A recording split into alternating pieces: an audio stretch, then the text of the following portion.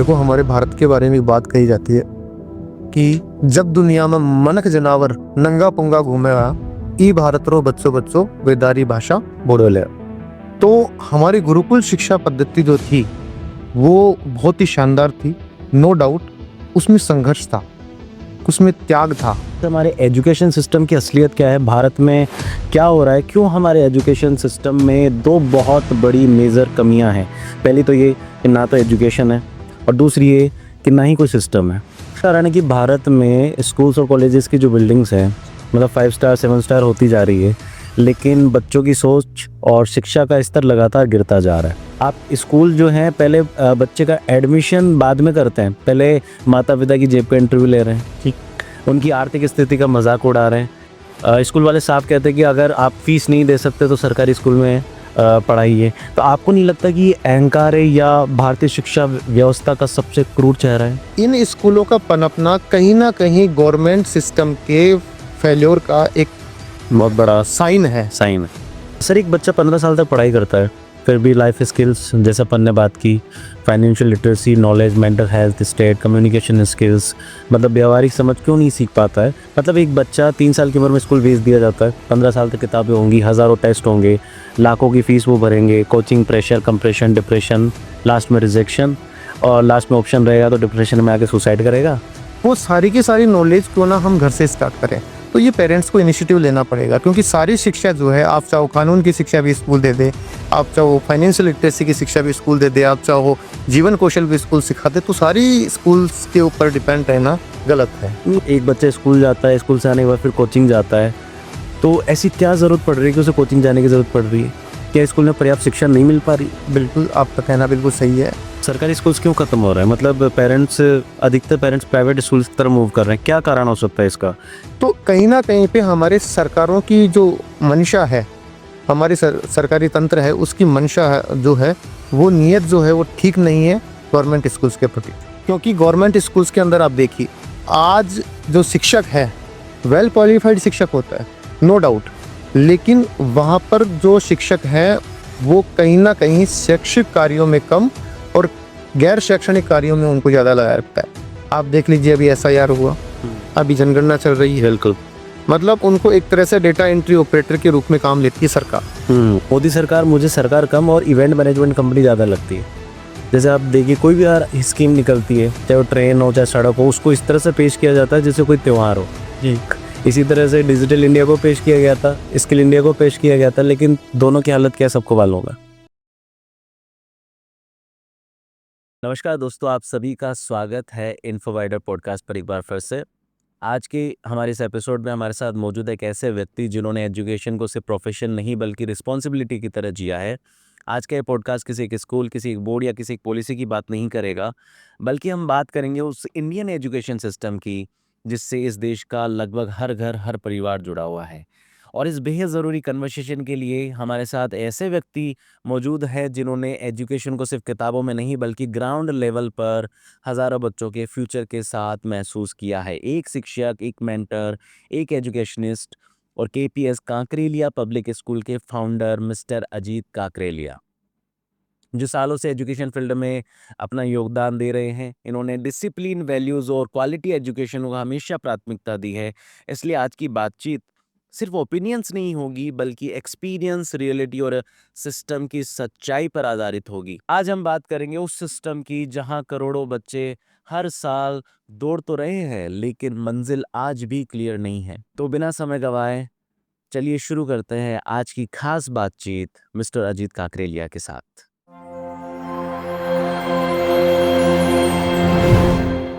Sir, बहुत बहुत स्वागत है आपका इन्फोवाइडर के इस पॉडकास्ट पर। Thank you very much. आज हम एक ऐसे मुद्दे पर, एक ऐसे विषय पर बात करेंगे, एक ऐसे सिस्टम पर बात करेंगे, उसकी सच्चाई पर बात करेंगे, उसकी ग्राउंड रियलिटी के बारे में बात करेंगे। हम बात करेंगे एजुकेशन सिस्टम पर कि इसमें क्या खामियां हैं, क्या क्या बदलाव किए जा सकते हैं, क्यों एजुकेशन सिस्टम इतना बदनाम है। तो मेरा पहला सवाल आपसे यही है कि दुनिया को बदलने का सबसे शक्तिशाली हथियार शिक्षा ही है, आप मानते हैं जी। तो मेरा सवाल ये है कि आपके हिसाब से शिक्षा क्या है, रियल एजुकेशन क्या है, पर्पस ऑफ एजुकेशन क्या होना चाहिए? देखिए, शिक्षा सिर्फ किताबी ज्ञान नहीं होता है। शिक्षा व्यक्ति के अंदर ऐसे मूल्यों का निर्माण होता है जिससे वो समाज के हित में कोई कल्याणकारी काम कर सके। शिक्षा संस्कारों का ऐसा जागरण होता है जिसके माध्यम से वो समाज को एक नई दिशा दे सके। ये शिक्षा का माध्यम हो, ताकि पब्लिक डोमेन के अंदर जब भी इंसान आए तो वो हमेशा ह्यूमन वेलफेयर की बात सोचे। ये शिक्षा का मेन उद्देश्य होना। और शिक्षा, अंबेडकर जी ने भी कहा भी है कि शिक्षा वो शेरनी का दूध है जो जितना पिएगा उतना दहाड़ेगा। वो शेरनी का दूध है जो जितना पे उतना दहाड़े। बिल्कुल। तो क्या कारण है कि भारत में स्कूल्स और कॉलेजेस की जो बिल्डिंग्स हैं, मतलब 5 स्टार 7 स्टार होती जा रही है, लेकिन बच्चों की सोच और शिक्षा का स्तर लगातार गिरता जा रहा है? आपके हिसाब से हमारे एजुकेशन सिस्टम की असलियत क्या है? भारत में क्या हो रहा है? क्यों हमारे एजुकेशन सिस्टम में दो बहुत बड़ी मेजर कमियां हैं। पहली तो ये कि ना तो एजुकेशन है, और दूसरी ये कि ना ही कोई सिस्टम है। मतलब एजुकेशन सिस्टम पर इतने इल्जाम्स लगे हुए हैं कि education system is the biggest scam, education system रद्दी कबाड़ है, एजुकेशन सिस्टम खोखला है, एक बहुत बड़ा ट्रैप है। और हम उस सिस्टम की बात कर रहे हैं जिस पर करोड़ों पेरेंट्स का फ्यूचर दांव पर लगा हुआ है। तो सवाल सिर्फ इतना सा है, क्या इंडियन एजुकेशन सिस्टम में वाकई एजुकेशन मिल रही है, या सिर्फ एक ऐसी मशीन बन चुकी है कि जहां सिर्फ बच्चों को मार्क्स, प्रेशर और अनसर्टेनिटी में बदल रही है? आपने एक वर्ड यूज किया स्टार्टिंग के अंदर, 5 स्टार होटल्स। हाँ, मतलब तो उसका मैं जवाब देना चाहूंगा कि आज का जो परिवेश है वो वैश्विक परिवेश है। हम भारत की तुलना पूरे विश्व से करते हैं, जो फॉरेन कंट्रीज है उनसे करते हैं। आज उनके एजुकेशन सिस्टम को देखें, हमारे एजुकेशन सिस्टम को देखें, तो हम उसको कंपेयर करते हैं। ग्लोबलाइजेशन के इस युग के अंदर अगर हमें उस स्तर तक पहुंचना है तो हमें वो बेसिक एमिनिटीज स्कूल के अंदर प्रोवाइड करवानी पड़ेगी, लाइक इंफ्रास्ट्रक्चर। जैसा आपने कहा कि 5 स्टार होटल्स के टाइप में आजकल स्कूल दिखता है, तो उन सब चीज़ों के लिए अगर वैश्विक स्तर पर हमारे को अपना रिप्रेजेंटेशन देना है तो उसके लिए हमारे को वैसा ही डेमोन्स्ट्रेशन देना पड़ेगा। ठीक है। दूसरी चीज आपने कही कि शिक्षा के नाम पर सिर्फ छलावा हो रहा है, बिल्कुल, है ना, और शिक्षा के नाम पर सिर्फ एक तरह से मैनिपुलेट किया जा रहा है, स्कैम किया जा रहा है। देखिए, ऐसी बात नहीं है। हमारी जो एजुकेशन सिस्टम है वो अंग्रेजों के ज़माने की एजुकेशन सिस्टम कहा जाता है। मेकाले के समय से ये शिक्षा पद्धति है, ये हमारी चली आ रही है। लेकिन इस शिक्षा पद्धति के अंदर कुछ खामियां हैं जो हम जो नई एजुकेशन पॉलिसी 2020 आ नैप की बात कर रहा हाँ, नैप की बात कर रहे हैं, तो इसके अंदर काफी सुधार किया जा रहा है। और आने वाले समय के अंदर जो ये जितनी भी कमियां हैं, ये सारी की सारी वो एजुकेशन पॉलिसी बिल्कुल कर देगी। दूसरी चीज, आज का जो एजुकेशन सिस्टम है इसके अंदर बच्चों पे स्कूल का तो कंट्रोल है, लेकिन स्कूल का कंट्रोल होने के साथ साथ में पेरेंट्स का भी कंट्रोल होना बहुत जरूरी है बच्चों के ऊपर। आज का जो युग है वो सोशल मीडिया का युग है, टेक्नोलॉजी का युग है। टेक्नोलॉजी का हमने सदुपयोग ना करके उसका दुरुपयोग किया है, तो इस वजह से आज का जो बच्चा है वो डाइवर्टेड है। और अध्यापक का काम होता है शिक्षा देना, अब वो कितना ग्रहण करेगा बच्चा, वो उस बच्चे पे डिपेंड करता है। तो ये मेजर रीजन इसके अंदर दोनों चीजों में है कि क्यों हम 5 स्टार्स में चेंज होते जा रहे हैं स्कूल्स, और क्यों बच्चे को जो शिक्षा है वो छलावा लग रही है, अभिभावकों को वो छलावा लग रही है। ये आपने अभी मैकाले की बात की जी, जो ब्रिटिश एजुकेशन सिस्टम की बात की, अभी भी वही चलता आ रहा है। अभी भी स्कूल में रटना सिखाया जा रहा है, थ्योरी बेस्ड चल रहा है, प्रैक्टिकल बेस्ड कुछ चल नहीं रहा। बहुत कम स्कूल्स होंगे जहाँ पे वो चीज़ें चल रही होगी, जहाँ पे स्किल की बात की जाएगी, फाइनेंशियल लिटरेसी की बात की जाएगी। तो आपको ऐसा नहीं लगता, मुझे तो ऐसा नहीं लगता कि अभी तक कुछ खास बदलाव हुआ है। मतलब मैं बेसिक सवाल ये कि कौन सी पॉलिसीज हैं जिनकी आप बात कर रहे हैं जो अभी तक प्रॉपरली इम्प्लांट हो चुकी है? देखिए, आजकल शहरों के स्कूल्स के अंदर बहुत सारी ऐसी को करिकुलम एक्टिविटीज को ऐड किया गया है जिसके साथ में बच्चा खेलने के साथ में सीखे। बच्चे को स्कूल एक एंजॉयमेंट का ऐसा लगे कि मैं एंजॉयमेंट करने जा रहा हूँ, वहाँ पे रटने नहीं जा रहा हूँ, पढ़ने नहीं जा, तो उससे लर्न बाय फन, ये एक एलबीएस मेथड हमारी इस जो एजुकेशन सिस्टम है उसके अंदर इम्प्लीमेंट किया गया है।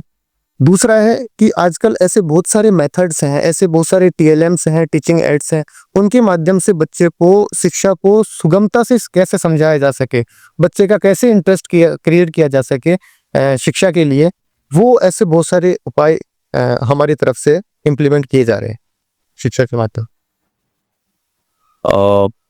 इंडिया में बात करें तो इंडिया में कई तरह के टैक्स लगे हुए हैं जी। और आम आदमी की जेब पर तो थोड़े ज़्यादा ही टैक्स लगे हुए हैं। चलो ठीक है, टैक्स देने में हमारे को कोई दिक्कत नहीं है, लेकिन उस टैक्स के बदले में उन्हें मिल क्या आ रहा है? वो अपने बच्चों को सरकारी स्कूल में पढ़ा नहीं सकता। क्यों? क्योंकि वहाँ पे क्वालिटी एजुकेशन नहीं है और प्राइवेट स्कूल्स की जो फीस है दिन बर दिन बढ़ती जा रही है। एक तरफ सरकार कहती है कि शिक्षा सबका अधिकार है, लेकिन मेरे हिसाब से अधिकार कम और ये प्रोडक्ट ज़्यादा बनती जा रही है। मतलब एक हज़ारों करोड़ों का बिजनेस बन चुकी है। आप देखें कि पहली कक्षा के छात्र से 1-2 लाख रुपए की फीस वसूली जा रही है, किताबों पर वसूली हो रही है, यूनिफॉर्म पर वसूली हो रही है। मतलब जो किताबें बाजार में 1500 की मिल रही है, स्कूल वाले वो 4000 में बेच रहे हैं और तय दुकानों से खरीदने का दबाव बनाया जा रहा है। पहले स्कूल जो है, पहले बच्चे का एडमिशन बाद में करते हैं, पहले माता पिता की जेब का इंटरव्यू ले रहे हैं, ठीक, उनकी आर्थिक स्थिति का मजाक उड़ा रहे हैं। और अगर स्कूल वाले साफ कहते हैं कि अगर आप फीस नहीं दे सकते तो सरकारी स्कूल में पढ़ाइए, तो आपको नहीं लगता कि ये अहंकार है या भारतीय शिक्षा व्यवस्था का सबसे क्रूर चेहरा है? देखिए, हमारी जो सरकार है वो हमारे को 3 तरह की फैसिलिटीज प्रोवाइड करने के लिए बाध्य होती है: शिक्षा, सुरक्षा और स्वास्थ्य। और तीनों में ही आपके हिसाब से भी अगर मैं देखूं तो तीनों में ही हमारी जो सरकारें हैं वो कोलैप्स होती है पूरी तरह से। इंफ्रास्ट्रक्चर क्लॉक का, हाँ, तीनों चीजों में अगर बात करें तो तीनों चीजों में सरकार का फेलियर होता है। ना तो ढंग की शिक्षा व्यवस्था दे पाती है, ना स्वास्थ्य व्यवस्था दे पाती है, और ना ही आम नागरिक को सुरक्षा दे पाती है। तो यहाँ पर प्राइवेट जब जब सरकारें पस्तु होती है ये तीनों फैसिलिटीज प्रोवाइड करवाने में, तब तब निजी क्षेत्र का उसके अंदर हस्तक्षेप बढ़ता है। तो ये आपके पहले सवाल का जवाब। ठीक है। दूसरा सवाल आपने किया कि बच्चे की अभिभावकों के जेब का इंटरव्यू लिया जाए। बिल्कुल, उनकी आर्थिक स्थिति का मजाक बनाया जा रहा है। मैंने बताया अभी आपको कि देखिए, भारत के अंदर 3 प्रकार के स्कूल है: प्रीमियम स्कूल, एवरेज स्कूल और जो हमारे लो कैटेगरी के। हाँ सर। तो जो आपने बात की 1-1 लाख रुपए की फीस, वो प्रीमियम स्कूल्स हैं। बिल्कुल। वो भारत के अंदर सिर्फ और सिर्फ 5% है। लगभग भारत के अंदर अभी 12.5 लाख के आसपास स्कूल है, जिनके अंदर सरकारी स्कूल जो है 12.5 लाख है और लगभग 9 लाख के आसपास प्राइवेट स्कूल्स हैं, जिनके अंदर लगभग ये मान के चलिए 90 लाख बच्चे पढ़ते हैं। और गवर्नमेंट स्कूल्स के अंदर 9 करोड़ बच्चे पढ़ते हैं और गवर्नमेंट स्कूल्स के अंदर लगभग 10 करोड़ के आसपास या 11 करोड़ के आसपास बच्चे पढ़ते हैं। हमारे राजस्थान की बात करें तो प्राइवेट स्कूल्स हैं 33,000, जिनके अंदर लगभग 72 लाख बच्चे पढ़ते हैं आज के समय में। तो इन स्कूलों का पनपना कहीं ना कहीं गवर्नमेंट सिस्टम के फेल्योर का एक बहुत बड़ा साइन है। क्योंकि गवर्नमेंट स्कूल्स के अंदर आप देखिए, आज जो शिक्षक है वेल क्वालिफाइड शिक्षक होता है, नो डाउट, लेकिन वहां पर जो शिक्षक है वो कहीं ना कहीं शैक्षिक कार्यों में कम और गैर शैक्षणिक कार्यों में उनको ज्यादा लगाया रखता है। आप देख लीजिए, अभी SIR हुआ, अभी जनगणना चल रही है। बिल्कुल। मतलब उनको एक तरह से डेटा एंट्री ऑपरेटर के रूप में काम लेती है सरकार। तो इसलिए ये सिस्टम इसलिए फेल हो रहा है क्योंकि जो वहाँ के शिक्षक हैं, जो उनका मूल उद्देश्य है, उससे उनको भटकाकर और अन्य कामों में, गैर शैक्षणिक कार्यों में लगाया जा रहा है। प्राइवेट स्कूल्स में क्या होता है, प्राइवेट स्कूल्स में जो उनका उद्देश्य होता है, जो उनका ध्येय होता है, वो ही पूरा किया जाता है। वहां पर ऐसा एक्स्ट्रा बर्डन कुछ भी नहीं होता है। वहां पे मोटो एक होता है कि बच्चे को कैसे अच्छे से अच्छे एडुकेट किया जाए। तो ये सारा जब अपन बात करते हैं, इस सिनेरियो की बात करते हैं, तो ये 2 चीजें मोटी मोटी निकल के आती है कि एक तो अगर अच्छी आपको एजुकेशन लेनी है, क्वालिटी एजुकेशन लेनी है, तो आपको प्रीमियम स्कूल या एवरेज स्कूल को चूज करना पड़ेगा। पेरेंट्स को ये सोचना चाहिए कि अगर मेरी क्षमता है तो मैं उस स्कूल में भेजूं, क्योंकि पेरेंट्स की एक्सपेक्टेशंस भी ज्यादा हो गई है। पेरेंट्स की स्टूडेंट्स के प्रति जो अपने बच्चों के प्रति जो एक्सपेक्टेशंस है वो बहुत ज्यादा हो गई है। टीचर्स के प्रति एक्सपेक्टेशन बहुत ज्यादा हो गई है। स्टूडेंट को अभिभावक जो है वहाँ पे स्कूल में भेज के बिल्कुल फ्री होना चाहता है, अपनी कोई लाइबिलिटी नहीं समझता है। जो लाइबिलिटी है वो टीचर्स की या स्कूल की लाइबिलिटी। तो ये सारा का सारा सीन इसलिए क्रिएट हो रहा है। हाँ, मतलब आपने भी ये सही कहा कि बड़ी स्कूल में अगर वो कोई पेरेंट भेजेगा तो उसका एक सिंबल स्टेटस हो गया कि मेरा बच्चा बड़ी स्कूल में जा रहा है, जबकि देखा जाए उसकी आमदनी चाहे 20,000 ही क्यों ना, वो प्रतिष्ठा का सवाल बना लेता है कि प्रतिष्ठा का सवाल। पड़ोसी का बच्चा उस स्कूल में जा रहा है तो मेरा बच्चा भी उस स्कूल में जाना चाहिए। ये मेरा एक सवाल भी था जो आपने कहा कि गवर्नमेंट टीचर्स के बारे में जी। एक तरफ तो हम बात करते हैं विश्व गुरु बनने की, और एक सरकारी टीचर्स का ये हाल हो रहा है कि मतलब उन्हें सत्ता ने उन्हें सिर्फ डेटा एंट्री के लिए रख लिया है। तो ये वो बहुत अच्छा मुद्दा है। आजकल स्कूल्स में गेस्ट फैकल्टी भी बहुत ज़्यादा ऐड हो रही है, तो क्या जॉब्स है ही नहीं जो गेस्ट फैकल्टी पे रखा जा रहा है? वैकेंसीज क्यों नहीं निकल रही? वैकेंसीज खूब सारी हैं, हाँ, लेकिन गवर्नमेंट की मंशा नहीं है। अच्छा, मंशा ने एक जो फैकल्टी है, परमानेंट फैकल्टी है, उसको 1 लाख रुपए देना पड़ रहा है और गेस्ट फैकल्टी आपको 30,000 में आके पढ़ा जाएगी। तो सरकार की मंशा भी नहीं है कि मुझे इतना पेमेंट देना पड़े। तो कहीं ना कहीं पे वो भी इस सिस्टम को फेल्योर कर रहा है। हाँ, वहाँ पे भी ये चीज़ हो ही जाती है कि वो जो गेस्ट फैकल्टी पढ़ाने वाला टीचर वो भी ये सोच लेता है जी कि मेरा कोई फ्यूचर नहीं है तो मैं क्या फ्यूचर बनाऊंगा। बिल्कुल सही बात। तो कहीं ना कहीं वो भी पढ़ाने में पीछे रह ही जाता है।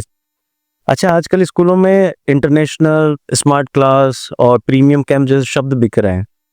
क्या भारत में शिक्षा ज्ञान से ज्यादा ब्रांडिंग और दिखावे का बिजनेस बन चुकी है? मतलब आज स्कूल में ब्रांड वैल्यू कम और शिक्षा की गुणवत्ता को बिल्कुल कम किया जा रहा है, मतलब ब्रांड वैल्यू को ज्यादा अप्रोच दी जा रही है।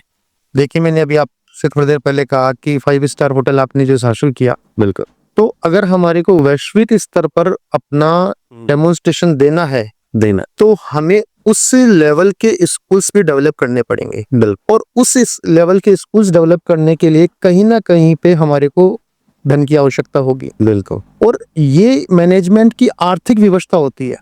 मैनेजमेंट के सामने आर्थिक व्यवस्था ये होती है कि इतने सारी फैकल्टी को अरेंज करना, इतना सारा मैनेजमेंट करना, वैश्विक स्तर पर अपना एक तरह से रिप्रेजेंटेशन देना। तो उसके लिए बच्चों को तैयार करने के लिए वो बेसिक एमिनिटीज जो हैं वो प्रोवाइड करवाने के लिए कहीं ना कहीं पे स्कूल की अर्थव्यवस्था ठीक होनी चाहिए, तब जाके वो सुविधा दे पाएगी। और ये पेरेंट्स के ऊपर डिपेंड करता है कि आप कौन सी फैसिलिटीज के अंदर बच्चों को, कौन सी स्कूल्स के अंदर, प्रीमियम स्कूल और एक मेन्यू कार्ड है उनके पास, चूज करने के लिए ऑप्शंस हैं उनके पास। अब आपने धन की बात की, एक सवाल मेरे दिमाग में आ रहा है कि शिक्षा सबके लिए जरूरी है, जनता के लिए, समाज के लिए, पेरेंट्स के लिए, बच्चों के लिए। तो क्या ये जो स्कूलों में जो कॉन्स्पिरेंसी है फंड की जो है, तो वो बच्चों के साथ क्यों ना जनता का भी होना चाहिए उसमें योगदान? अभी हमारे जो भारत के जो HRD मिनिस्टर हैं, उन्होंने एक घोषणा की है कि जो स्कूल्स के अंदर SMC होती है उसके अंदर ज्यादा से ज्यादा जो पेरेंट्स हैं उनकी भागीदारी होनी चाहिए।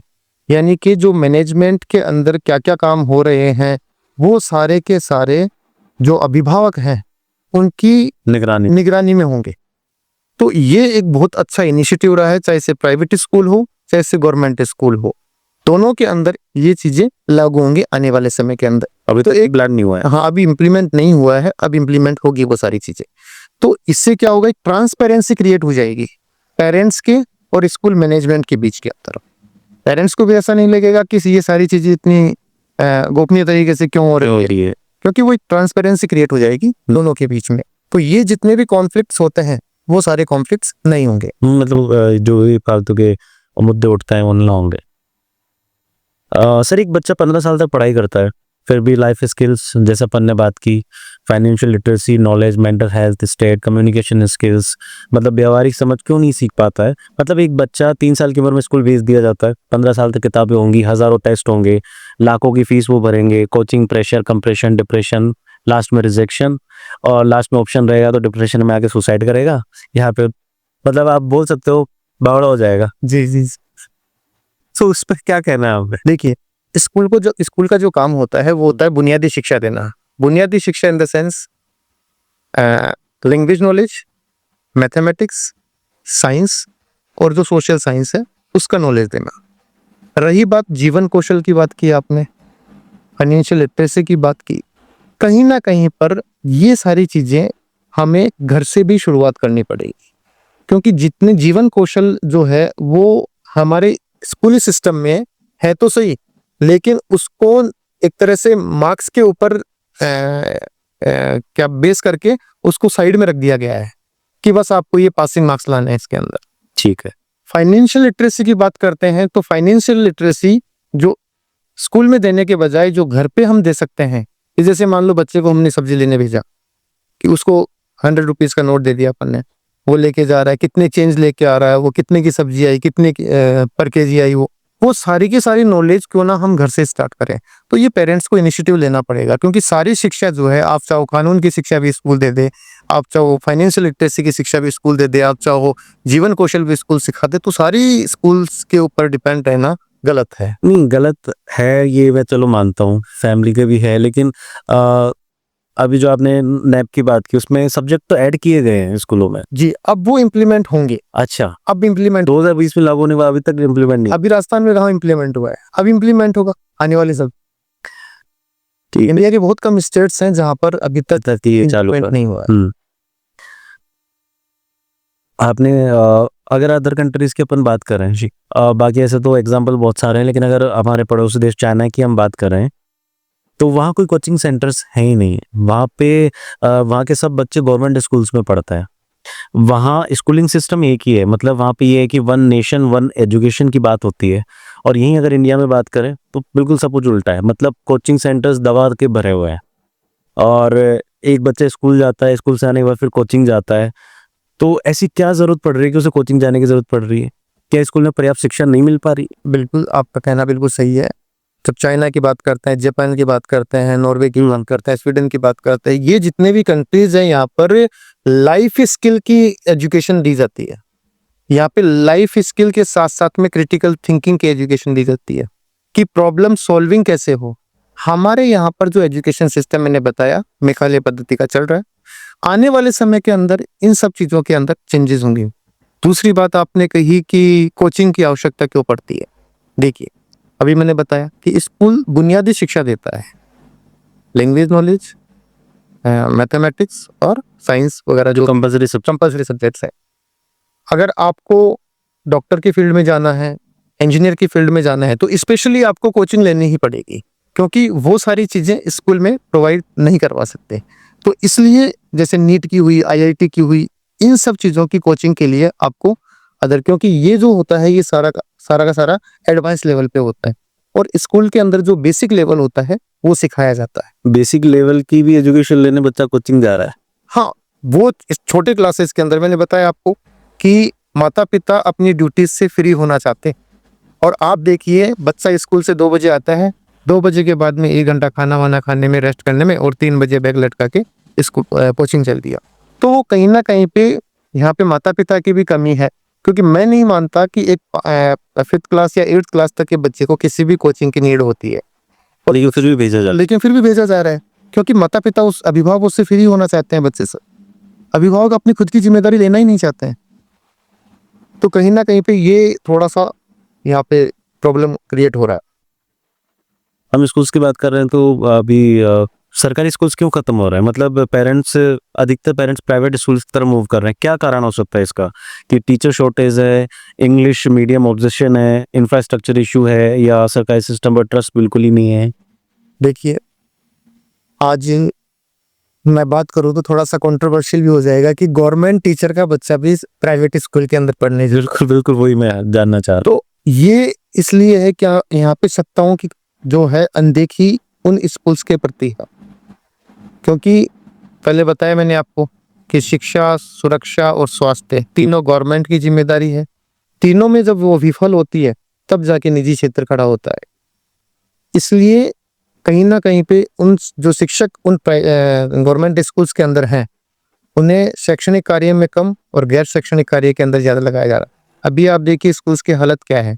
स्कूल चल रहे थे, लेकिन जनगणना कार्य के अंदर स्कूल्स में अगर 10 टीचर हैं, वहां पे 10 अध्यापक हैं, तो उनमें से 8 अध्यापकों की ड्यूटी लगी हुई है जनगणना के अंदर। दो अध्यापक हैं वो स्कूल के अंदर है। अब वो 2 अध्यापक इतने सारे बच्चों को कैसे मैनेज करेंगे गवर्नमेंट स्कूल में? आप सोच के देखिए। नहीं, बिल्कुल नहीं कर। तो कहीं ना कहीं पे हमारे सरकारों की जो मंशा है, हमारी सरकारी तंत्र है उसकी मंशा जो है वो नीयत जो है वो ठीक नहीं है गवर्नमेंट स्कूल्स के प्रति।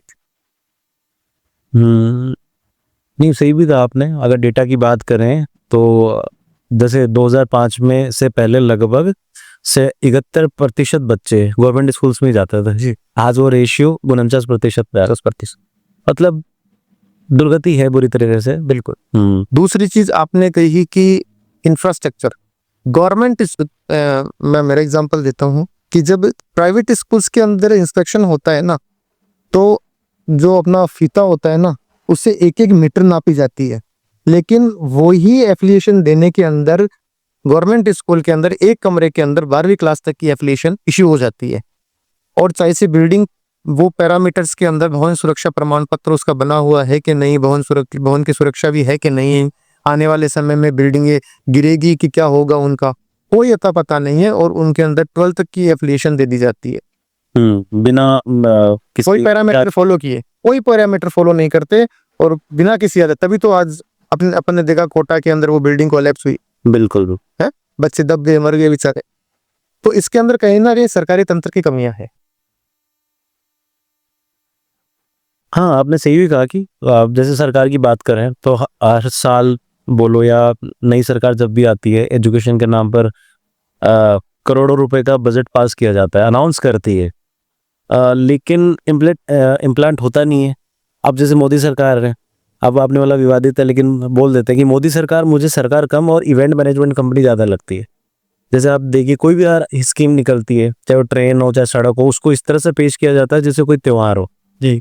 इसी तरह से डिजिटल इंडिया को पेश किया गया था, स्किल इंडिया को पेश किया गया था, लेकिन दोनों की हालत क्या है सबको मालूम होगा।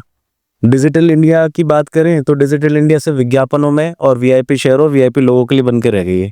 गरीब का बच्चा आज भी डिजिटल दौड़ में पैदल चल रहा है। स्किल इंडिया की बात करें, हजारों करोड़ रुपए फूकने के बाद, वो सर्टिफिकेट लेने के बाद युवा को रोजगार नहीं मिल रहा है जी। तो कहाँ जा रहा है वो बजट? आपने कहा कि डेमोन्स्ट्रेशन ज्यादा, विज्ञापन पे हजारों करोड़ रुपए लगा दिए थे, डेमोन्स्ट्रेशन ज्यादा हो रहा है और इम्प्लीमेंटेशन कम हो रहा है। देखिए ये लोकतंत्र है, थोड़ा सा ये कंट्रोवर्शियल भी हो सकता है। यहाँ बोलिए। लोकतंत्र के अंदर जो है ना मुंडियां गिनी जाती है कि कितने सिर आपके सामने खड़े हैं, कितने वोट आपके सामने खड़े हैं। तो इवेंट मैनेजमेंट तो इसलिए होता है कि आपको भीड़ दिखाना, नेताओं को क्या चाहिए? भीड़। तो वो भीड़ दिखाने के लिए वो इवेंट ऑर्गेनाइज होता है और वो एक सुनियोजित तरीके से होता है कि हमने साहब इतनी भीड़ जुटा के और इस इवेंट को हमने सफल बना दिया, हमने इस चीज का इनॉग्रेशन कर दिया, उसमें इतनी भीड़ आ गई। उनको नहीं पता कि ये इम्प्लीमेंट भी होगा कि नहीं होगा, उनको खुद को आइडिया नहीं है। इवेंट के नाम पे फंड उठा लेते हैं, लाखों करोड़ों रुपए उस इवेंट के नाम पे खर्च हो जाते हैं और जनता वहां पे पागल बन के चली जाती है।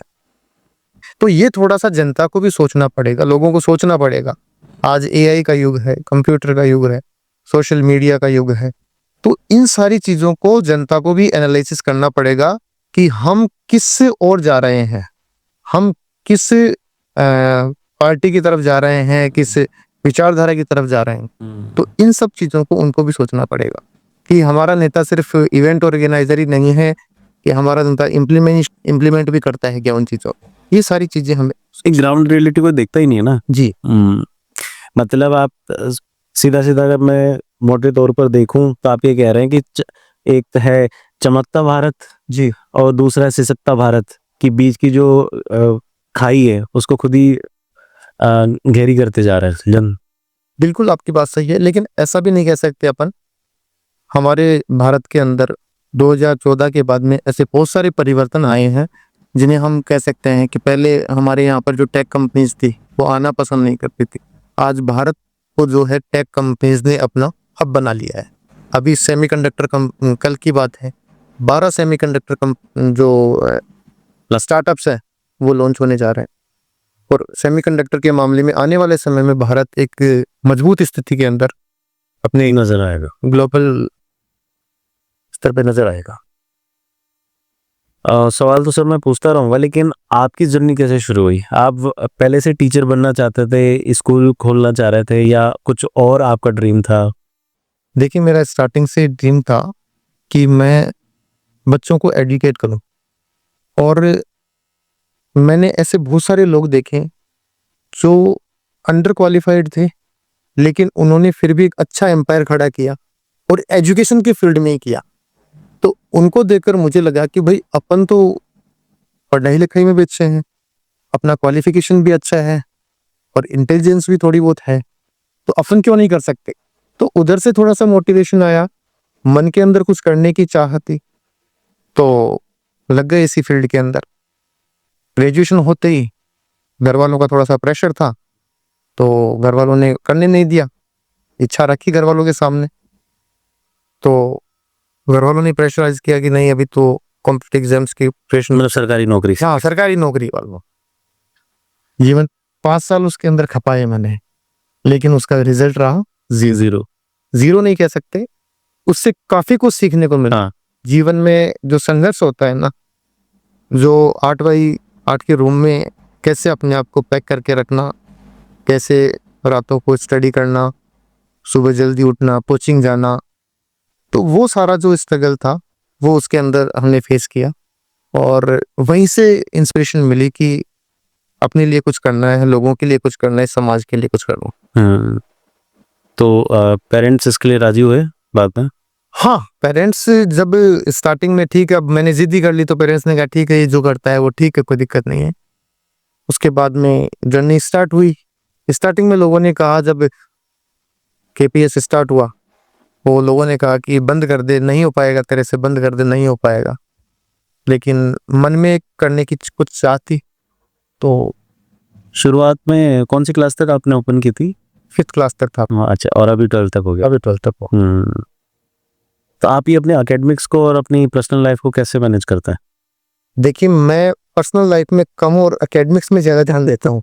अच्छा। क्योंकि वो जब काम को आप मज़े में लेते हो ना, तो उस काम को करने में मज़ा आता है।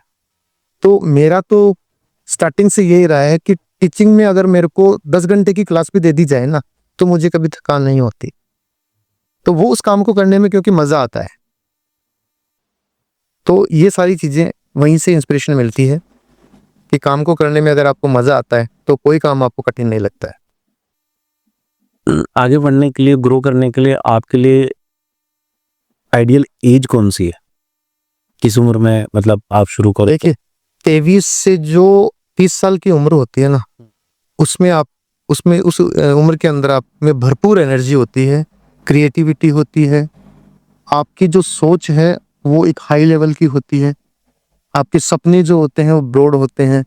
तो उस एज के अंदर अगर आपने अपनी उड़ान भर ली ना, तो फिर आपको रोकने वाला कोई नहीं है।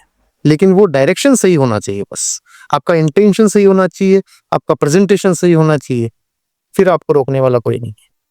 लेकिन मुझे पर्सनली ऐसा लगता है आज की युवाओं में, आज के जो बच्चे हैं, उनमें इंफॉर्मेशन तो बहुत सारी है, जी। लेकिन वो अच्छी स्कूल में पढ़ने के बाद, अच्छी कॉलेज में पढ़ने के बाद, अच्छी गाइडेंस के बाद भी डायरेक्शन लेस है, डिस्ट्रैक्टेड है। डिस्ट्रैक्टेड इसलिए है क्योंकि आजकल जो आप देखते हो सोशल मीडिया, ये सोशल मीडिया है जो 30-30 सेकेंड्स की रील आती है, इसने इंसान को डिस्ट्रैक्ट किया है।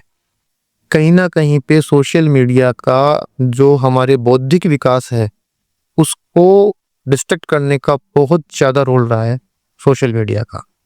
इंस्टाग्राम हुआ, फेसबुक हुआ, व्हाट्सएप हुआ, हम बारी बारी में व्हाट्सएप का स्टेटस चेक करते हैं कि किसी ने मेरा स्टेटस देखा कि नहीं देखा। तो हम हर दूसरे मिनट में मोबाइल फ़ोन चेक करते हैं। तो आज का जो युवा है उसको मोबाइल में डिस्ट्रैक्ट ना होकर अपनी लाइफ में कंसंट्रेट करने की ज़रूरत है। आपने 3 इडियट्स मूवी देखी? जी। उसका आपका फेवरेट कैरेक्टर कौन सा है? फेवरेट कैरेक्टर वैसे तो अगर मजाकिया तौर पे देखें तो क्या नाम है उनका, चतुर साहब। चतुर साहब। और इंटेलिजेंस के तौर पे? इंटेलिजेंस के तौर पे मेरे को वो जो कैमरा मैन रहते हैं ना, क्या नाम है उनका, फरहान साहब। फरहान साहब, हाँ। उनका बड़ा अच्छा। इसमें एक कैरेक्टर और है सर, राजू रस्तोगी। हाँ, एकदम डरा हुआ, सहमा हुआ। मेरी नज़र में ना आज का जो हमारा युवा है, बच्चे हैं, पेरेंट्स है, जनता है, वो है एकदम डरे हुए हैं। मतलब आप ये बोलो कि सिस्टम बोलो, इंफ्रास्ट्रक्चर बोलो, या ऐसा इकोसिस्टम बोलो, या सोशल स्ट्रक्चर बना दिया गया है कि जहां बच्चे सपने देखना भूल चुके हैं। आपने अभी बात की 23 से 30 की उम्र की बात, लेकिन 18 से और जो 25 के बीच का जो उम्र होती है, जहाँ बच्चे ग्रेजुएशन कर रहे होते हैं, गवर्नमेंट जॉब्स की तैयारी कर रहे होते हैं, नए नए सपने देख रहे होते हैं कि हम अच्छी कॉलेज में पढ़ेंगे, अच्छी डिग्री मिलेगी, अच्छी नौकरी मिल जाएगी, है ना, अच्छी नौकरी मिलेगी तो पैसे आएंगे। और उनके पेरेंट्स भी सपने देख रहे होते हैं कि बच्चा पढ़ लिख लेगा, अच्छी नौकरी लग जाएगा तो हम भी गरीबी रेखा से बाहर आ जाएंगे, हमारी भी स्थिति परिस्थिति मनस्थिति ठीक होगी। लेकिन जो हमारा सिस्टम वहीं बीच में टांग अड़ा देता है कि बच्चा जब डिग्री लेके नौकरी मांगने जाता है तो उसे ये कह दिया जाता है कि आप इस नौकरी के लायक ही नहीं। क्यों आपके अंदर स्किल्स ही नहीं, आपके नंबर्स वगैरह तो है, डिग्री तो है, लेकिन आपके अंदर स्किल्स ही नहीं है। तो वहां बच्चा बहुत ज्यादा डिप्रेशन में हो जाता है। और ये बात सही भी है, आज के टाइम पे बेरोजगारी, अनएम्प्लॉयमेंट बहुत बड़ा मुद्दा नहीं है, अंडर एम्प्लॉयमेंट बहुत बड़ा मुद्दा है जी। अगर आप देखो कि अगर मैं डेटा की बात करूं तो जो कम पढ़े लिखे हैं, जो बिल्कुल पढ़े लिखे नहीं है, उनमें अनएम्प्लॉयमेंट रेट होगी लगभग 3.5%। जो स्कूल लेवल तक पढ़े हैं उन्हें 15% होगा, और जो ग्रेजुएट्स हैं उनकी रेट होगी लगभग 29%। एसोचैम की रिपोर्ट भी ये कह रही है कि हमारे देश में 1200 यूनिवर्सिटीज है, 50,000 ज्यादा कॉलेजेस हैं, लेकिन अनएम्प्लॉयमेंट रेट डिग्रीधारियों की 93% है। तो बेरोजगारी बढ़ती जा रही है। क्या कारण है आपके साथ, आप क्या सोचते हैं इस पे? देखिए, आपने अभी बात की, इतने सारे स्कूल्स हैं, इतनी सारी यूनिवर्सिटीज हैं, इतने सारे कॉलेजेस हैं, तो उनके अंदर आज की जो एजुकेशन है, उसके अंदर जो कॉलेजेस हैं, जो स्कूल्स हैं, उनके अंदर बच्चे को पढ़ाया तो जा रहा है लेकिन उसकी स्किल डेवलप नहीं की जा रही है। स्किल डेवलप नहीं होने के कारण एक निश्चित मेन कारण है कि जैसा कि आज बीएड कॉलेजेस हैं, बीएड कॉलेजेस के अंदर बच्चे का एडमिशन होता है ना, तब जाता है और एग्जाम पे जाता है और फिर एग्जाम देने जाता है। बीच के पीरियड के अंदर जो उसके लेक्चर डिलीवरी कैसे होती है, उसके लेसन प्लान है, उसके लेसन लगते हैं, ट्रेनिंग इंटर्नशिप होती है, किसी में भी नहीं जाता है और वो डायरेक्ट एग्जाम दे के बीएड की डिग्री लेके पास होके आ जाता है। अब जब वो मार्केट में आएगा तो वो कैसे अपने आप को रिप्रेजेंट करेगा? कहीं ना कहीं पे उसके स्किल उस वक्त कमी आएगी। जब उसने सीखा ही नहीं तो उसको इम्प्लीमेंट कैसे करेगा? बिल्कुल। आज ऐसी बात करें, अपन इंजीनियरिंग की बात करें, इंजीनियरिंग में जो बच्चे के लेक्चर होते हैं तो उसके अंदर बच्चे बंक मारते हैं क्लासेस से। जब उसने इंजीनियरिंग पढ़ी ही नहीं, जब उसने प्रैक्टिकल किया ही नहीं, तो लाइफ में उसको आगे जाके जॉब कौन देगा फिर? और ब्लेम करते हैं सिस्टम पर। और ब्लेम करते हैं सिस्टम को फिर। तो इसमें कॉलेजेस को भी रेस्ट्रिक्शन लगाना चाहिए उन सब चीज़ों के ऊपर कि आपको 75% अटेंडेंस आपका जो कागजों में है वो नहीं चाहिए, हमारी और रियलिटी में चाहिए। इसके लिए गवर्नमेंट को एक ऐसा इंफ्रास्ट्रक्चर डेवलप करना चाहिए ताकि मॉनिटरिंग अच्छी हो उसकी, तब जाके इसको चाहकर भी छुट्टी नहीं कर पाए, तब जाकर स्किल इंडिया का सपना पूरा हो पाएगा हमारा। आज स्किल इंडिया के नाम पर इतने सारे कोर्सेज चल रहे हैं, लेकिन थंब इम्प्रेशन लगा के और कॉलेजेस पैसा उठा रहे हैं और बच्चा घूम रहा है। हाँ, बस उसको स्किल सिखाए, लग दी, हो गया काम, बस बच्चे को डिग्री मिल गई और कॉलेज के फंड में पैसे, उसे अकाउंट में पैसा आ गया। मतलब ही नहीं है, मतलब पैसे से मतलब आओ एग्जाम देके जाओ, तुम्हारी अटेंडेंस पूरी, बस बात का। तो कहीं ना कहीं पे गवर्नमेंट की मॉनिटरिंग की यहाँ पर बहुत ज्यादा कमी है।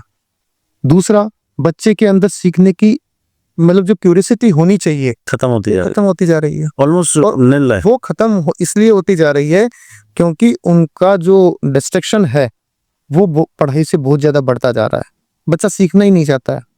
ये स्कूल लाइफ में हो रहा है और यही कॉलेज लाइफ में हो रहा है। तो ये जो मेजर चीजें हैं, ये हमारे जो भविष्य है आने वाला भारत का, जो ये युवा है, इनको बहुत ज्यादा डिस्टर्ब कर रहा है। मतलब आने वाला समय आप देखें तो इनके लिए थोड़ा परेशानी भरा हो सकता है। टिपिकल रहेगा, ऑब्वियसली टिपिकल रहेगा। जो सीखेगा नहीं वो आगे नहीं बढ़ पाएगा। हाँ, जो आज आप चाहे से कितने डिग्री ले लो, अगर आपके पास में बोलने की कला नहीं है, आपके पास में स्किल नहीं है, तो आपको जॉब कोई भी प्रोवाइड नहीं करेगा। नहीं, आपने सही कहा। जब भी कॉर्पोरेट वर्ल्ड को क्या चाहिए, उनको चाहिए कि एक ऐसा बंदा चाहिए जो 5 का काम कर ले जी। लेकिन वही बात आपने कहा, प्रैक्टिकल नहीं कर रहे, क्लासेस नहीं जा रहे हैं और सीख नहीं रहे हैं, इस वजह से 10 मिल के भी एक का काम नहीं कर पा रहे, इसलिए रिजेक्शंस मिल रहे हैं उन्हें। और ब्लेम डाला जा रहा है हर किसी पे, टीचर्स पे भी जाओ, हर किसी। एक प्रिंसिपल होने के नाते क्या आपने कभी किसी स्टूडेंट की आंखों में हार मान लेने वाली सिचुएशन या फीलिंग देखी है? मतलब एक प्रिंसिपल होने के नाते आपको सबसे ज्यादा किस चीज से डर लगता है? कमजोर एजुकेशन सिस्टम से या इमोशनली टूटती हुई हमारी जनरेशन से? देखिए, दोनों चीजें ही हमारे जो आने वाला फ्यूचर है, इमोशनली टूटने वाला जो बच्चों का भविष्य है, उससे भी हमारा जो आने वाला जनरेशन है वो बहुत ज्यादा प्रभावित होता है। दूसरा आपने क्या बताया, एक बार रिपीट करना। इमोशनली टूटती हुई जनरेशन। हाँ, और एक कमजोर एजुकेशन सिस्टम। हाँ, कमजोर एजुकेशन सिस्टम में हमारी जो पॉलिसीज हैं, एजुकेशन की जो पॉलिसीज हैं अब तक जो रही हैं, अगर वैसा ही आगे चलता रहा तो कुछ नहीं होना। तो कुछ नहीं होने वाला। विश्व गुरु तो की विश्व गुरु बहुत दूर की बात है, हम विश्व गुरु के चेले भी नहीं बन पाएंगे। तो ये हमारे सिस्टम की कहीं ना कहीं पे खामियां हैं। हमारा जो सरकारी जो तंत्र बना हुआ है उसकी कहीं ना कहीं पे फेल हो रहा है। नहीं, ये बहुत अच्छी बात कही आपने। इससे मेरे दिमाग में एक बात आ गई कि अगर हम गूगल करें टॉप 100 बेस्ट एजुकेशन कॉलेजेस की बात करें तो वहां इंडिया का नाम ढूंढना पड़ेगा। और अगर ये सर्च करें टॉप 10 बेरोजगारी वाले देश, उसमें इंडिया चौथे 5वें नंबर पर बैठा हुआ है। बिल्कुल सही। नहीं, ऐसी बात नहीं है। हमने इस दुनिया को बहुत हीरो ये दिए हैं, हाँ बिल्कुल, डॉक्टर्स भी दिए हैं, साइंटिस्ट भी दिए हैं। ऐसा नहीं है कि हमारा सिस्टम बिल्कुल ही मरा हुआ, लेकिन वो सीईओ जो डॉक्टर, वो जो इंजीनियर जो बने हैं, उन्होंने खुद की स्किल पे काम किया है, तब जाके वो ऐसा बन पाए। नहीं सर, आपने कहा कि हमने दिए हैं जी, लेकिन क्या इंडिया एक्सपोर्टर ही बनकर रह जाएगा टैलेंट का? देखिए, ये सरकार को थोड़ी सी अपनी पॉलिसीज में चेंज करना पड़ेगा, क्योंकि जब तक सरकार एक ऐसी पॉलिसी नहीं बनाएगी जो टैलेंट है उसको एक अच्छा रेम्युनरेशन दिया जाए। क्योंकि विदेशों के अंदर क्या होता है, लुक्रेटिव ऑफर्स आते हैं, आकर्षक जो अट्रैक्टिव पैकेज जो उनको मिलते हैं वो उनको अट्रैक्ट करते हैं और वो बाहर चले जाते हैं। आज हमारे देश के अंदर दो चीजों की आवश्यकता है। एक तो देशभक्ति की भावना बच्चों को स्कूली लेवल से कूट कूट कर बननी चाहिए, जैसे अदर कंट्रीज में होता है, जापान में होता है, कोई भी इनडिसिप्लिन नहीं करता। हमारे कंट्री के अंदर रेड लाइट पे रुकना गुनाह हो जाता है, आज की जनरेशन ये मानती है। लड़ लेंगे। हाँ, तो ये बड़ा मेजर इशू है, डिसिप्लिन। दूसरा है, हमारी गवर्नमेंट को एक ऐसी पॉलिसी बनानी चाहिए कि according to skill package should be very good. तो अगर पैकेज अच्छा रहेगा तो वो बाहर की तरफ अट्रैक्ट क्यों होंगे? अगर यहीं पे उनको बेसिक एमिनिटीज मिल जाएंगी जो विदेशों में मिलती है, तो हमारा जो टैलेंट है वो बाहर माइग्रेट हो जाएगा नहीं, अपने देश के लिए काम करे। आपने एआई की बात की थी अभी, एआई का वर्चस्व बढ़ता जा रहा है, मेटावर्स की हम बात कर रहे हैं, तो एआई के दौर में टीचर्स की स्कूल्स में सबसे बड़ी रिस्पॉन्सिबिलिटी क्या होगी? नॉलेज देना या ह्यूमन वैल्यूज को बचाना? देखिए, जान तो गूगल पर भरा पड़ा है। अब टीचर्स की मेन रिस्पॉन्सिबिलिटी है कि जो ह्यूमन वैल्यूज हैं उनकी शिक्षा देना, जो हमारे संस्कार हैं उनकी शिक्षा देना। क्योंकि आज के समय में नॉलेज तो बच्चा इंटरनेट से सीख लेगा, लेकिन जो संस्कार हैं, जो ह्यूमन वैल्यूज हैं, जो मोरल वैल्यूज हैं, उन्हें टीचर्स को सिखाना ही पड़ेगा, स्कूल को सिखाना ही पड़ेगा। वरना ये जो जनरेशन है ये बिल्कुल अपने सोशल मीडिया के प्रभाव में आकर डिस्ट्रैक्ट होती जा रही है। और इस डिस्ट्रैक्शन को रोकने के लिए घर वालों को और अभिभावकों को और स्कूल को, दोनों को कम्युनिटिव एफर्ट्स करने पड़ेंगे, तब जाके ये डिस्ट्रैक्शन रुक पाएगा। तो आपके हिसाब से एआई अपॉर्चुनिटी है या एक बिगेस्ट डेंजर है?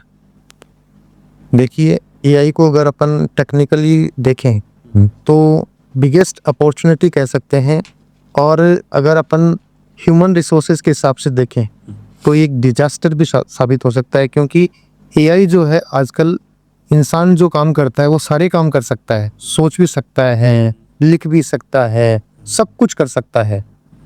एआई में आप डिजिटल कंटेंट, आप बस आपके मन में क्या चल रहा है वो लिख दीजिए, पूरा बना के वो सारा का सारा आपकी स्क्रिप्ट रेडी कर देगा। हम जो इंटरव्यू अभी कर रहे हैं, जो पॉडकास्ट कर रहे हैं, आप उसकी स्क्रिप्ट पूरी उससे निकाल सकते हैं। बिल्कुल। तो ये हमारे सोचने की जो क्षमता है उसको भी कहीं ना कहीं पे इफेक्ट करेगा। कंट्रोल कर रहा है। हम क्रिएटिव हो ही नहीं पाएंगे। पहले हमें सोचना पड़ता था कि क्या क्वेश्चन मैं पूछूंगा, क्या जवाब मैं दूंगा। तो आजकल हमने एआई किया और वो सारा का सारा जवाब भी दे देगा और क्वेश्चन भी बना के दे देगा। कि हमारे मेरे को जैसे मान लो आप अभी आज शिक्षा पे चल रहा है अपना, तो आपने टाइप किया कि भाई शिक्षा के ऊपर हमारे को पॉडकास्ट करना है, तो इसके लिए क्वेश्चंस और आंसर्स बताइए। तो वो सारा का सारा ऐसे के ऐसे आपको दे देगा। तो वो हमारी जो क्रिएटिविटी है, हमारी थिंकिंग खत्म होते जा रही है। कहीं ना कहीं पे उसको हेड कर रहा है। मतलब क्रिएटिव फ्यूचर बनने में दिक्कत है। हाँ, तो ये डिजास्टर इस हिसाब से अगर देखा जाए तो डिजास्टर तो हाँ, बच्चा क्रिएटिव बन ही नहीं पाएगा। बन ही नहीं पाएंगे। क्या पेरेंट्स बच्चों को समझने की कोशिश करते हैं या उन्हें कंट्रोल कर रहे हैं? देखिए आज के समय में है ना, पेरेंट्स भी अलग अलग टाइप के होते हैं। एक पेरेंट्स होता है कि बच्चा अगर जरा सी भी शैतानी कर दे तो उसको कंट्रोल नहीं, ऐसा नहीं करना है। जबकि बच्चे का जो मानवीय स्वभाव होता है वो बच्चे का होता ही है शैतानी करने का। एक कि बिल्कुल इनोसेंट बच्चा है जो बैठा है और एक शैतानी करता हुआ बच्चा है। तो आप अगर मैं आपसे पूछूँ ये कि आपको कौन सा बच्चा अच्छा लगेगा, शैतानी करता हुआ बच्चा लगेगा वो बिल्कुल इनोसेंट चुपचाप से बैठा हुआ बच्चा अच्छा लगेगा? देखिए, तो इनोसेंट है कि तब हमको परेशान नहीं करेगा, लेकिन एक शैतानी का बच्चा जो कर रहा है उसको देख के ऐसे लगता है हाँ उसके अंदर डेवलपमेंट हो रहा है। डेवलपमेंट हो रहा है। शैतानी करना कोई बुरी बात नहीं है, वो एक डेवलपमेंट की स्टेज पे है। हाँ स्टेज पे है। वो कितना क्रिएटिव है, वो कितना चंचल है। और चंचलता से ही मैं मानता हूँ एक एजुकेशनिस्ट होने के नाते कि जो बच्चा ज़्यादा चंचल होता है ना उसके अंदर क्रिएटिविटी उतनी ज़्यादा होती है। अगर आपके हिसाब से मैं पूछूं सीरियस बेस पे कि आज की पेरेंटिंग फियर बेस्ड हो गई है, क्योंकि मुझे ऐसा लगता है। किस परिप्रेक्ष्य में? फियर बेस्ड जैसे कि बच्चा कहीं ना कहीं पेरेंट्स को अपनी बात कह नहीं पा रहा है, कह रहा है तो डर है कि पेरेंट्स उसको मना कर दें, क्योंकि अभी हाल ही में कई किस्से ऐसे हुए हैं डर की वजह से ही हुए हैं। एक छोटी बच्ची ने जयपुर के स्कूल में सुसाइड कर ली, 8-9 साल की बच्ची थी। जो डर था वो चाहती तो अपने पेरेंट्स को बताती, उसका सोल्यूशन निकलता, लेकिन उसने शायद पेरेंट्स को बताया भी। जो रिपोर्ट्स है उसमें लिखा हुआ था कि मैंने बोला भी था मम्मी को, उसमें लिखा, लेकिन उसका सोल्यूशन नहीं निकला। कहीं ना कहीं डर बेस्ड ही है वो डर बेस्ड नहीं है, वो है पेरेंट्स और बच्चों के बीच में बढ़ती हुई दूरियां, कम्युनिकेशन के। क्योंकि आज का जो पेरेंट्स है वो मदर भी वर्किंग है और फादर भी वर्किंग, ध्यान ही नहीं दे पा रहा है। वो बच्चे से इंटरेक्ट ही नहीं हो पा रहे। जब तक बच्चे से इंटरेक्ट नहीं होंगे बच्चा उनको अपनी मन की बात नहीं बताएगा। आप अगर अपनी जॉब से आते भी हैं तो हो सकता है बॉस का फ्रस्ट्रेशन होता है वो बच्चों पे निकल जाए। तो बच्चा उससे भी एक बार अगर आपने ऐसा कर दिया तो बच्चा भी उससे फिर बाद में दूरी बना लेता है। तो ये डिटैचमेंट हो जाता है, अटैचमेंट नहीं होता है। इसलिए पेरेंट्स को बच्चों के साथ में जितना ज़्यादा हो सके अटैच होना चाहिए। उसको पूछना चाहिए कि बेटा आज स्कूल में आपको मैम ने क्या करवाया, आज स्कूल में आपने किससे बात की, आज आपके साथ में किसी ने मिसबिहेव तो नहीं किया, आज आपने क्या शैतानी की स्कूल के अंदर, आपने लंच में किसको शेयर करवाया अपने साथ में। तो ये सारी जब बातें अपन बच्चों से पूछते हैं तो बच्चा अपने साथ में अटैच होता है। और एक बार अगर बच्चा अटैच हो गया तो उसके बाद में डिटैच होने का कोई चांस मिला। आपके हिसाब से एक आइडियल पेरेंट की डेफिनेशन क्या होनी चाहिए? देखिए आइडियल पेरेंट 2026 में ये होना चाहिए कि बच्चे से जितना वो शेयरिंग करेगा, बच्चा जितना ज़्यादा पेरेंट्स से शेयरिंग करेगा तो वो दोनों के लिए बेनिफिशियल रहेगा। तो पेरेंट्स जो है वो अपने आइडियाज़ बच्चों से शेयर करें, बच्चे आइडिया अपने पेरेंट्स से शेयर करें। तो मेरे हिसाब से ये आइडियोलॉजी ठीक रहेगी दोनों की बॉन्डिंग के लिए। आपको अगर एजुकेशन मिनिस्टर बना दिया जाए जी, तो आप एजुकेशन सिस्टम में क्या बदलाव करेंगे? देखिए पहले तो राजनीति हमारा काम ही नहीं है, नहीं, लेकिन बना दिया जाए कोई अच्छे काम के लिए, तो आप क्या क्या बदलाव करेंगे? देखिए बदलाव तो सबसे पहला जो सरकारी शिक्षक जो हैं उनको गैर शैक्षणिक कार्यों से मुक्ति दिलवाना मेरा सबसे पहला पर्पज हो रहेगा। उनके जो सम्मान का हनन हो रहा है उनके सम्मान का जो हनन हो रहा है उसको रोकना। दूसरा, जो स्कूल का जो बेसिक इंफ्रास्ट्रक्चर है उसको ठीक करवाना। अभी जो कोटा की घटना होगी, हाँ, तो ऐसी घटनाएं वापस से ना हो, इसके लिए जो स्कूल्स का जो बेसिक इंफ्रास्ट्रक्चर है। दूसरा, बच्चों के अंदर कॉग्निटिव लेवल जो है, जो समझने का जो प्रोसेस है, वो कैसे डेवलप किया जाए, ऐसी पॉलिसीज को लागू कर। बच्चों का जब तक समझ नहीं पड़ेगी ना, तब तक बच्चा आगे प्रोग्रेस नहीं होगा। तो ऐसी पॉलिसीज को इम्प्लीमेंट करना, एजुकेशन किसी भी कंट्री के लिए डेवलपमेंट का बेसिक जो हथियार रहता है ना, वो होता है शुरुआत में कहा था सबसे शक्तिशाली सबसे शक्तिशाली। तो जब तक उसके अंदर हम बजट अच्छा एलोकेट नहीं करेंगे और उस बजट की लास्ट जहाँ तक, जो अंतिम छोर तक जहाँ तक वो बजट जाना है, वहाँ तक की मॉनिटरिंग उस हिसाब से होनी चाहिए कि उस बजट का एक एक रुपया अच्छी तरह से उस यूज। तो वो सारी चीज़ें करना पसंद होगा ऐसे एजुकेशन बेस्ड है। अभी हम टेक्नोलॉजी की बात कर रहे थे, तो टेक्नोलॉजी फ्रेंडली तो हो गया है बच्चे आजकल के जी, पर 4 लोगों के सामने खड़े होकर खुद को एक्सप्रेस नहीं कर पाता है। मतलब वो फेसबुक चला रहा है, इंस्टाग्राम चला रहा है, व्हाट्सअप चला रहा है, हर जगह एक्टिव तो है, पर उसके पास ऐसा कोई इंसान नहीं है जिसके सामने वो अपनी मन की बात कह सके। मतलब जो कंपटीशन है, मतलब कंपटीशन तो नहीं बोलूँगा, लेकिन ये अनहेल्दी कंपटीशन हो चुका है, जिसके कारण बच्चों में बहुत ज़्यादा प्रेशर बढ़ रहा है और उनका कॉन्फिडेंस लेवल जो बहुत ज़्यादा कहीं ना कहीं डाउन हो रहा है। तो क्या आप ऐसे लाइफ को मीनिंगफुल मानते हो? देखिए, आपने कहा कि बच्चा अपने आप को एक्सप्रेस नहीं कर, नहीं, किसी के सामने एक्सप्रेस नहीं कर पा, हर जगह अवेलेबल है, हज़ारों फ्रेंड्स हैं जी। तो इसमें थोड़ा सा मैं मानता हूँ कि जो स्कूल्स का जो रोल है, वो ज़्यादा इसको ग्रो कर सकता है।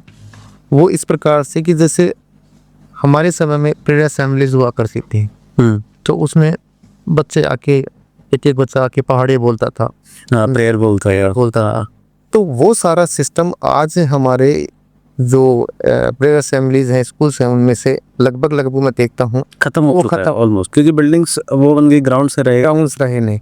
तो उन चीज़ों को वापस से इम्प्लीमेंट करना, रोजाना एक बच्चा आए थॉट बोले, रोजाना एक बच्चा आए न्यूज़पेपर रेडी करे, रोजाना एक बच्चा आए प्रेयर असेंबली की जो कमांड है वो दे, तो उससे को बच्चे का जो है डर है वो निकलेगा। पब्लिक स्पीकिंग, हाँ, आज 500 बच्चों के सामने कर रहा है, वो कल 1000 बच्चों को फेस करने की, उसको हजारों लोगों को फेस करने की उसकी क्षमता डेवलप हो जाएगी। अगर कोई फ्रिक्वेंट क्वेश्चन कर रहा है तो उसको आंसर देने की उसकी क्षमता डेवलप हो जाएगी। तो लीडरशिप की भावना जो है बच्चों के अंदर स्कूल से ग्रो होनी चाहिए, ये मैं मानता हूँ। जैसे बच्चों के क्लासेस के अंदर रिप्रेजेंटेटिव बनाते हैं, मॉनिटर बनाते हैं, तो वहाँ पर भी बच्चे का जो है लीडरशिप की जो भावना है वो कहीं ना कहीं पे डेवलप होती है। तो वीकली जो है मॉनिटर चेंज कीजिए क्लासेस के अंदर, तो उससे भी बच्चे की लीडरशिप की भावना डेवलप होती है। आपको नहीं लगता कि नंबर्स की रेस में कहीं ना कहीं पर्पस ऑफ एजुकेशन खत्म होता जा रहा है? देखिए, इसके अंदर जो आज के जो पेरेंट्स है उसकी एक्सपेक्टेशंस इतनी ज़्यादा हो गई है कि वो पैदा होते ही बच्चे के अंदर डॉक्टर और इंजीनियर देख लेता है। आज इस भारत के अंदर बात करें या वैश्विक युग की बात करें, तो इसके अंदर ऐसे बहुत सारे सोर्सेज हैं जिनके माध्यम से हम लोग अर्निंग्स कर सकते हैं। करियर बहुत सारे options हैं। करियर ओरिएंटेड बहुत सारी ऐसी चीज़ें हैं जिनमें हम बच्चे को डाल सकते हैं, लेकिन पेरेंट्स के सामने देखा देखी की होड़ के अंदर पेरेंट्स उन चीज़ों को चूज ही नहीं कर पाता है। पड़ोसी का बच्चा अगर डॉक्टर बनना है तो मेरा भी डॉक्टर ही बनना चाहिए, पड़ोसी का बच्चा अगर इंजीनियर बन रहा है तो मेरा भी इंजीनियर ही बनना चाहिए। ऐसी जो देखा देखी की भावना है, उनके अंदर इंफीरियरिटी कॉम्प्लेक्स जो है वो भर चुका है। तो इसलिए कहीं ना कहीं पे यहाँ पर पेरेंट्स की कमी है। मतलब कंपैरिजन के चक्कर में टॉक्सिक पॉइजन। जी। अगर आपको स्टूडेंट्स को इस पॉडकास्ट के माध्यम से केवल एक चीज सिखानी हो तो क्या सिखाओगे? देखिए, मैं इस पॉडकास्ट के माध्यम से बच्चों को ये सिखाऊंगा कि अपने आप को रिप्रेजेंट कैसे करना है दुनिया के सामने। अगर आपने अपने आप को दुनिया के सामने रिप्रेजेंट करना सीख लिया ना, तो आप जिंदगी के किसी भी मोड़ पे अटकोगे नहीं। तो ये मेरा उद्देश्य रहेगा इस पॉडकास्ट के माध्यम से। आपको क्या लगता है कि जो पहले का जो गुरुकुल सिस्टम चलता था और आज की जो मॉडर्न स्कूलिंग है, दोनों में से क्या बेस्ट है? देखो, हमारे भारत के बारे में बात कही जाती है कि जब दुनिया में मनक जनावर नंगा पुंगा घूमेगा, ई भारत रो बच्चों बच्चों वेदारी भाषा बोलो ले। तो हमारी गुरुकुल शिक्षा पद्धति जो थी वो बहुत ही शानदार थी, नो डाउट। उसमें संघर्ष था, उसमें त्याग था। राम जी के बारे में कहा जाता है, चौपाई आती है, रघुकुल पढ़न गए गुरुकुल पढ़न गए रघुराई, अल्पकाल विद्या सब पाई। यानी उन्होंने 14 साल की उम्र के अंदर अपनी सारी पढ़ाई पूरी कर ली थी। जो आज का बच्चा 21 साल के अंदर ग्रेजुएशन करता है, वो हमारे प्रभु श्री राम ने 14 साल की उम्र के अंदर सारी विद्याओं में पारंगत हो गए थे। तो उस वक्त की जो शिक्षा पद्धति थी वो जीवन की जो मूल्य हैं उनके ऊपर बेस्ड थी। आज की जो शिक्षा पद्धति है वो रटने के ऊपर बेस्ड हो चुकी है पूरी तरह से। तो कहीं ना कहीं पे ये लूप होल जो है रटने वाला, इस शिक्षा पद्धति के अंदर अगर सीखने वाला जो कंसेप्ट अगर आ जाए तो हमारे जो सिनेरियो है जो एजुकेशन का वो पूरी तरह से बदल जाएगा। दूसरी चीज, स्किल की कमी है, स्किल नहीं सिखाई जा रही है। बार बार हम इसी चीज के बारे में बात कर रहे हैं कि पहले जो संघर्ष होता था, जैसे अभी अपन थोड़ी देर पहले बात कर रहे थे कि फॉर्मली बात कर रहे तब कि भाई पहले जो एक ही जो टॉयलेट होता था और उसके अंदर 7-7 लोगों को जाना पड़ता था। मतलब अगर 70 बच्चे हैं, 15 टॉयलेट है, तो बिल्कुल सुबह 4:30 बजे उठ के आपको लाइन लगानी पड़ती। हाँ, तो वो सारा सिस्टम यहाँ पर नहीं होता है। नहीं, आज के समय में एमिनिटीज इतनी ज़्यादा हो गई है, बच्चे के पास में प्रभाव इतना ज़्यादा हो गया है कि वो अभावों को भूल गया है। बच्चे को सारी सुविधाएं पेरेंट्स अवेलेबल करवा रहे हैं। जैसे अभी बात कर रहे थे कि मैं बताता हूँ एग्जांपल जी, मैं मेरी बेटी का एग्जांपल देता हूँ। मुझे देख के ऐसा लगता है कि जैसे कोई फिल्म चल रही हो। हाँ, क्यों रात को सोएगी, सुबह मेरी वाइफ उसे चूड़ियाँ बजा के, डंके बजा के, उसको 10 गालियाँ सुना के उठाएगी। कैसे, जैसे 7:30 का स्कूल है जी 7 बजे से उठाना शुरू करेगी, जब 7:15 उठेगी, उसको 2-4 चाट लगाएगी, ब्रश करवाएगी, उसका टिफिन बनाएगी, उसको पैक करेगी, फिर वैन आएगी, वैन में डिस्पैच करेगी, वैन वाला स्कूल लेके जाएगा, वो आया को थमाएगा, आया ले जाकर क्लास में बिठाएगी, टीचर आएगा, 4 घंटे उसके अंदर कुछ भरेगा, फिर वही प्रोसेस शुरू होएगा। आया जाएगी ड्राइवर देगा मम्मी को, मम्मी अंदर लेके जाएगी, उसको अनपैक करेगी, कुछ ना कुछ भरेगी, मतलब खाना वाना खिलाएगी, होमवर्क करवा के सुलवा देगी, शाम को थोड़ा खेलेगी, सो वो ये प्रोसेस चल रहा है। स्ट्रगल ही नहीं, लाइफ स्ट्रगल ही नहीं। अब एजुकेशन मतलब गुरुकुल में, जैसे मेरे फादर साहब और सब ने गुरुकुल से पढ़ाई की है, तो वो बताते थे कि हम खुद ही खाना बनाते थे, गुरुजी को खाना बनाना पड़ता था, सुबह यज्ञ होता था, मतलब हर एक चीज़ सिखाई जाती थी। वॉरक्राफ्ट मानो, मेडिटेशन मानो, नॉलेज, मैथमेटिक्स, हर एक चीज़ की शिक्षा दी जाती थी। ठीक, वो है ही नहीं, स्ट्रगल बच्चे आज के देख ही नहीं रहे। बिल्कुल सही बात है। स्ट्रगल जब तक लाइफ में नहीं होगा, मैंने कहा ना कि जहाँ पर अभाव होता है वहाँ पर प्रभाव होता है। कि अगर आपने बच्चे को अभाव में रखा तो वो बच्चा प्रभावी जरूर बनेगा, ये कन्फर्म। क्योंकि हमने हमारी जो लाइफ रही है, मैंने खुद ने अभावों में जीवन जिया है। ऐसी बात नहीं है कि हम लोग, हमारा जो स्कूल था वो 2 किलोमीटर दूर था, तो पैदल चल के आते थे। कोई साधन वगैरह ऐसा नहीं था कि साइकिल थी, मोटरसाइकिल थी। आज के बच्चों के पास में तो जैसे ही बच्चा 8-9 में आता है तो पेरेंट्स को बाइक दिला देते हैं। हाँ, तो फौज के पास में लाइसेंस नहीं है, तो ऐसी उसके कारण ऐसी कैजुअलिटीज़ भी बहुत ज़्यादा हो रही है। आप देखो, फ़ोन प्रोवाइड करवा देते हैं, 8th क्लास के बच्चे के पास में फ़ोन है, तो डिस्ट्रैक्ट होना तो वाजिब सी बात है। और जो आप कह रहे हो बच्चे की जो लाइफ है, जो एक साइकिल बन के रह गई, तो वो साइकिल बनने के पीछे कहीं ना कहीं पे हम पेरेंट्स का, अभिभावकों का भी रोल है कि हम फैसिलिटीज़ इतनी ज़्यादा दे रहे हैं, और हद से ज़्यादा फैसिलिटी, और फैसिलिटीज़ देने का भी एक रीज़न है। आजकल हमने क्या कर लिया है, इंडियन गवर्नमेंट ने नहीं किया खैर, लेकिन हमने 1 चाइल्ड पॉलिसी लागू कर दी है। तो भाई इसमें क्या होता है, जो दादा दादी का प्यार होता है वो ज़्यादा उमड़ के आ जाता है। वो कहता है कि भाई सूद से ज़्यादा ब्याज प्यारा होता है। हाँ, न मारने देंगे, न डांटने देंगे। तो वो कहीं ना कहीं पे जो ज़्यादा अफेक्शन दिखा रहे हैं, वो परफेक्शन नहीं आ पा रहा है बच्चों के अंदर। उस अफेक्शन की खातिर वो परफेक्शन नहीं आ पा रहा है बच्चों। तो इस अफेक्शन को थोड़ा सा कहीं ना कहीं पे कम करना पड़ेगा, तब जाके बच्चा परफेक्ट बनेगा। कोटा की बात करें, कोटा की तो आजकल तो हर जगह हो रहा है, बच्चे सुसाइड कर रहे हैं जी। तो कुछ ऐसा आप बताइए कि वो किस तरह से अपने इमोशंस को, अपने माइंड को कंट्रोल करें जब ऐसी सिचुएशन में वो फंसें, उसके बारे में कुछ टिप्स वगैरह बताएं। देखिए, टिप्स तो क्या है क्या, हाँ मतलब लेकिन जो इंटरेक्शन है फैमिली और जो बच्चा है उन दोनों के बीच में, टीचर और जो बच्चा है उन दोनों के बीच में जो इंटरेक्शन है फ्रेंडली होना चाहिए। वो फ्रेंडली होना चाहिए, बातचीत होनी चाहिए, बच्चे को क्या प्रॉब्लम है क्या नहीं है वो डिस्कस होनी चाहिए। जब भी बच्चा घर पे आए, आजकल हॉस्टल लाइफ ज़्यादा होने लगी बच्चों की, क्योंकि 8th के बाद में ही उनको फाउंडेशन के लिए भेज दिया जाता है। अब जब बच्चे को आपने दूर कर दिया तो क्या क्या ऑब्वियस सी बात है कि आने वाले समय में बच्चा भी आपको दूर करेगा। आपने अपनी जो आकांक्षाएं हैं, अपनी महत्वाकांक्षाएं हैं, अपने सपने जो हैं उस बच्चे पे आप थोप रहे। आपने उससे एक बार भी नहीं पूछा कि तेरी क्या करने की इच्छा है। और जब वो बच्चे से आपने पूछा ही नहीं तो कल को फिर वो आपको क्यों पूछेगा। आज आप देखिए बहुत सारे केसेस देखे होंगे आपने कि माँ जो है वो, उसकी लाश जो है वो बेड पे सड़ जाती है और बच्चा जो है विदेश के अंदर कमा रहा है और उसको माँ से कोई मतलब नहीं है। पड़ोसियों को जब उस डेड बॉडी की बदबू आती है तब पता चलता है कि, और जब फोन करते हैं तो ऑनलाइन ही उसका दाह संस्कार हो जाता। तो ये कितना बड़ा डिटैचमेंट हो गया। आप सोच के देखिए हमारी जो युवा पीढ़ी है वो इस भविष्य बनाने के चक्कर के अंदर कैसे डिस्ट्रैक्ट हो रही है। और कहीं ना कहीं पे इस चीज़ के अंदर अभिभावकों का बहुत बड़ा रोल है, क्योंकि वो अपने सपने इन बच्चों के ऊपर लाद रहे हैं। जो उनके अधूरे सपने हैं उनका बोझ सारा बच्चों के ऊपर आ रहा। उस बच्चे की क्या गलती है अगर आपके सपने अधूरे रह गए तो।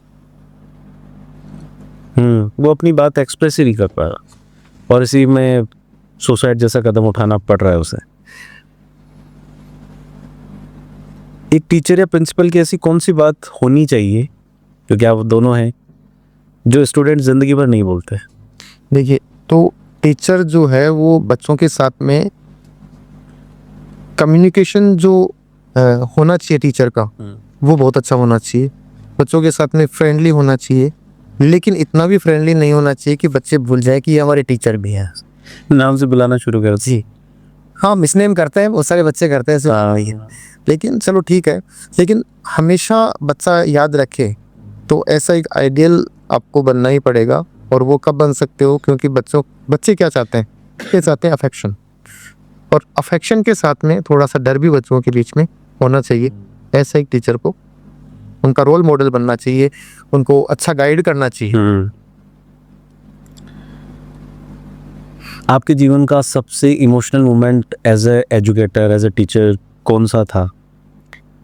देखिए, जब स्कूल स्टार्ट हुआ और जब 10th का जो रिजल्ट आया सेकंड ईयर के अंदर, और उसमें 95 एक बच्ची है अंजू मीना, इसी वर्ष? नहीं, ये है 3rd बैच की बात है, मतलब आज से 2 साल पहले। तो वो सेकंड बैच था 10th का। तो उस वक्त जब वो रिजल्ट देखा तो मेरी आंखों में आंसू आ गए, क्योंकि वो एक मोमेंट होता है कि आप ये जो जर्नी तय करके आ रहे हैं और जो आपने सपना देखा था वो अब सपना इतने कम समय के अंदर जब पूरा होता है कि उस जो आसपास के जो एरिया है उसके अंदर जो स्कूल्स हैं उनके अंदर जो परसेंटेज का जो क्राइटेरिया होता है उसमें आप दूसरे साल में उनके लेवल पे आ गए, तो वो कहीं ना कहीं पे लगता है कि हाँ ठीक है, अपन सही ट्रैक पे चल रहे हैं। और वो इमोशंस अंदर से अपने आप निकल जाता। आज हमने बहुत सारे चेंजेस की बात की, पॉलिसीज़ की बात की, तो अगर आपको बदलाव करना हो, ज़रूरी नहीं कि गवर्नमेंट के ऑर्डर्स हो तब आप काम करें। अगर आपको अपनी स्कूल में वो सारी चीज़ें शुरू करनी हो तब क्या क्या चीज़ें इम्प्लीमेंट करेंगे अपनी स्कूल के अंदर, कांकरेली पब्लिक के स्कूल के अंदर, जिससे पेरेंट्स अपने बच्चों को बिना किसी डर के, बिना किसी संकोच के वहाँ पे एडमिशन दिलवाए? देखिए, इम्प्लीमेंट करने की बात नहीं है, मैं तो कर चुका हूँ। हाँ, तो वही मैं पूछ रहा हूँ, क्या क्या अभी तक आपने बदलाव? बहुत सारी चीज़ें हैं, जैसे अपन ने प्रेयर असेंबली की बात की। प्रेयर असेंबली के अंदर टीचर्स सिर्फ खड़े खड़े बच्चों की मॉनिटरिंग करते हैं। प्रेयर असेंबली में सारा काम जो होता है वो बच्चे करते हैं। इवन स्पीकर्स को लगाना, कमांडिंग देना, बच्चों की रो मैनेज करना, वो सारा का सारा उससे क्या होता है कि बच्चों के अंदर एक लीडरशिप की भावना जगती, मैनेजमेंट भी सीखते हैं। मैनेजमेंट सीखते हैं कि बच्चों को कैसे मैनेज करना है। इवन जो बच्चे रो बना के क्लासेस के अंदर जाते हैं, उसको भी ड्यूटी वाइज बच्चों को डिवाइड किया गया है कि इस दिन इस क्लास की ड्यूटी रहेगी, इस दिन इस क्लास की ड्यूटी रहेगी, इस दिन इस बच्चे की ड्यूटी रहेगी। वो सारा का सारा चीजें हमने केपीएस के अंदर इम्प्लीमेंट कर चुके हैं। रोजाना बच्चों को न्यूज़पेपर रीडिंग करवाना, थॉट, मोटिवेशनल स्टोरीज, ये सारी की सारी रोजाना स्कूल के अंदर एक्टिविटीज में मॉर्निंग असेंबली जो होती है उसके अंदर स्टार्ट कर दी गई है। दूसरी जो रोजाना जो होता है वो ये होता है एक मोटिवेशनल लेक्चर। उसके अंदर घर पे बच्चों को माता पिता के पैर छू के आने के लिए, बड़ों को कैसे, घर में कोई अगर गेस्ट आ रहा है उसका कैसे रिस्पेक्ट करना है, वो सारी चीजें वहाँ पर सिखाई जाती है। तो ये हमने स्कूल के अंदर स्टार्ट कर दिया और इस चीज को देखकर वो और भी स्कूल्स मोटिवेट हुए हैं और उन्होंने भी ये सारी चीजें चालू करनी है। हाँ, शुरुआत कहीं ना कहीं से होती है, फिर सब उसके पीछे लग जाता है जी। और एक्स्ट्रा करिकुलम एक्टिविटीज में क्या क्या? एक्स्ट्रा करिकुलम एक्टिविटीज में जो भी स्पोर्ट्स वगैरह हुआ, अपने लर्न बाय फन क्लासेस के अंदर डिफरेंट क्रिटिकल थिंकिंग, ऐसे राइटिंग वगैरह, ये सारी की सारी एक्टिविटीज एवरी सैटरडे बच्चों की रहती। अच्छा, आप बार बार लीडरशिप की बात हो रही है, आप एक लीडर हैं स्कूल में, आप एज अ लीडर ही हैं, तो अपने स्टाफ के साथ आपका बिहेवियर कैसा है? मतलब वो हिटलर वाली इमेज है या फिर बिल्कुल पोलाइट सॉफ्ट? नहीं, वो आप स्टाफ से पूछेंगे तो वो ज्यादा बेटर। नहीं, मैं विजिट जरूर करूंगा, आंसर दे सकते हैं हम बच्चों से बात करेंगे जी पूरी, तो वो आपको ऑटोमेटिक पता लग जाएगा कि कैसी मेरा उनके साथ में बिहेवियर रहता है। As a director, as a principal, ये सब चीज़ें सोचनी भी पड़ती है और करनी भी पड़ती है, क्योंकि डिस्टेंस मेंटेन करना पड़ता है। एक डिस्टेंस भी मेंटेन करना पड़ता है और एक अफेक्शन भी दिखाना पड़ता है, क्योंकि गाड़ी के दो पहिए होते हैं, वो बैलेंस होंगे तभी गाड़ी चल पाएगी। एक पंचर हो जाएगा तो गाड़ी रुक जाएगी, इसलिए वो दोनों चीज़ें मेंटेन करके चलनी पड़ती। अच्छा, स्कूल में तो आप लीडर हैं, घर का लीडर कौन है? घर के लीडर पिताजी। अच्छा, घर के लीडर पिताजी है। अभी हमने काफ़ी बातें की जी। तो मैं आपसे कुछ रैपिड फायर सवाल पूछूंगा कंटिन्यूसली। मार्क्स या स्किल्स? स्किल्स। डिसिप्लिन या मोटिवेशन? मोटिवेशन। डिसिप्लिन नहीं, मोटिवेशन। मोटिवेशन अगर होगा तो डिसिप्लिन ऑटोमेटिक आ जाएगा। नहीं, लेकिन कहते हैं ना मोटिवेशन कुछ देर का, डिसिप्लिन। देखिए, अगर बच्चा सेल्फ मोटिवेट, अगर अपन मोटिवेट कर रहे हैं और उसके अंदर सेल्फ मोटिवेशन जाग गया तो ऑटोमेटिक डिसिप्लिन में आ जाएगा कि सुबह 5 बजे उठना है, अपन ने बता दिया, उसको मोटिवेट कर दिया कि तुझे सेलेक्ट होना है, तुझे सेलेक्ट होने के लिए 5 बजे उठना है, तो वो पर्पस देना पड़ेगा। बस ठीक। गवर्नमेंट स्कूल या private school? Private school. AI teacher या human teacher?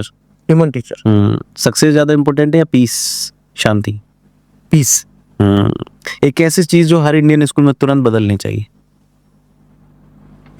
Skill based education. सिर्फ पूरे एपिसोड के दौरान हमने लगभग 3-4 बार डिस्कशन किया होगा कि एजुकेशन पॉलिसीज़ के बारे में। तो जैसे नैप लागू हुआ 2020 में, उसके अलावा भी कई पॉलिसीज़ लागू हुई जिनके बारे में ना तो स्टूडेंट्स को ढंग से पता है, ना ही पेरेंट्स को पता है, मतलब बिल्कुल अवेयर नहीं है, उनको यही नहीं पता कि ये होता क्या है, क्या चीज़ है, क्या भला है। तो एक तो उसके बारे में आप थोड़ा डिटेल से समझाइए, और दूसरा ये कि पेरेंट्स को ये लगता है कि करियर ऑप्शंस में सिर्फ इंजीनियरिंग है, डॉक्टरेट है, या सिविल सर्विसेज या गवर्नमेंट जॉब्स है, उसके अलावा दुनिया में कुछ है ही नहीं। तो उसके बारे में भी थोड़ा उनको बताइए ताकि वो बच्चों को प्रेशराइज ना करें, थोड़ा खुद अवेयर होंगे तो बच्चों को मोटिवेट कर पाएंगे। तो उसके बारे में थोड़ा बताइए। देखिए, हमारे भारत के अंदर जो ये NEP आया है, नेशनल एजुकेशन पॉलिसी 2020, ये हमारे भारत की 3rd एजुकेशन पॉलिसी है। इससे पहले 2 एजुकेशन पॉलिसी, एक आया 1968 के अंदर जब राजीव गांधी, इंदिरा गांधी जी की सरकार थी, और कोठारी आयोग की सिफारिश से उसके अंदर जो इन्फोसिस किया गया मेन चीज़ों को, वो थी त्रिभाषीय लैंग्वेज, जो त्रिभाषीय कंसेप्ट था उसको लागू किया गया कि 3 भाषाएं बच्चों को सिखाई जाए। एक रीजनल लैंग्वेज हो गई, एक इंग्लिश हो गई, और 3rd हो गई हमारी लोकल भाषा, हिंदी, अच्छा। है ना। तो जिन भाषा यहाँ पर जो रीजनल लैंग्वेज के अंदर या और कोई जो ऐसी ग्लोबल स्टैंडर्ड को मैच करती हुई भाषा हो, वो आप सिखा सकते हैं उसके अंदर। दूसरी रिपोर्ट आई हमारा, दूसरा जो NEP आया हमारा, वो आया 1986 के अंदर। तो उसके अंदर जब राजीव गांधी जी की सरकार थी, उस वक्त ये पॉलिसी आई, और इसके अंदर से ओपन डिस्टेंस अपन देखते हैं, दूरस्थ शिक्षा जो अंतिम पिछड़ा जो गरीब किसान का है या मजदूर है, उन उन बच्चों को शिक्षा प्रोवाइड करवाने के लिए दूरस्थ जो ओपन डिस्टेंस लर्निंग जो स्टार्ट हुआ, वो 1986 के अंदर स्टार्ट हुआ। उसके बाद में हमारा जो आया ये नया अभी जो 2020, इसके अंदर जो पहले जो फॉर्मूला था 10+2 वाला फॉर्मूला था, उसको हटाकर 5+3+3+4 वाला फॉर्मूला इसके अंदर दिया गया, जिसमें पीजी क्लास से लेकर सेकंड क्लास तक एक एज ग्रुप बनाया गया। उसके बाद में थर्ड क्लास से लेकर फिफ्थ क्लास तक एक एज ग्रुप बनाया गया, और उसके बाद में 6 क्लास से लेकर 8th क्लास तक, और ऐसे फोर्थ स्लॉट के अंदर 9th से लेकर 12th तक की जो एजुकेशन है वो प्रोवाइड करवाई जाएगी। तो इसके अंदर जो 5 वाला है, उसके अंदर बच्चों को जो नॉर्मली बिहेवियर होता है ना, वो वाली शिक्षा दी जाएगी।